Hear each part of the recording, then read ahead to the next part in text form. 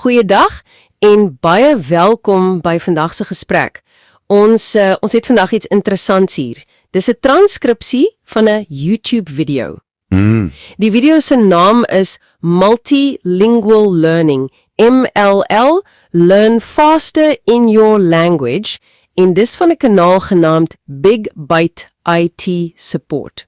Okay. En waaroor dit gaan is blykbaar 'n soort digitale hulpbron, gemik op leerders, onderwysers, ouers, jy weet, hier in Suid-Afrika, veral wat taal dalk 'n bietjie van 'n kopseer is in die klaskamer. Ja, nee, daai taalding is mos maar altyd 'n ding, nee. Presies. Ken jy daai gevoel? Jy sit met huiswerk of jy probeer dalk jou kind help en die woorde, dit maak net nie kop of stert uit nie, al blaai jy woordeboeke deur. Absoluut. Wel, die transkripsie begin juis met daai idee.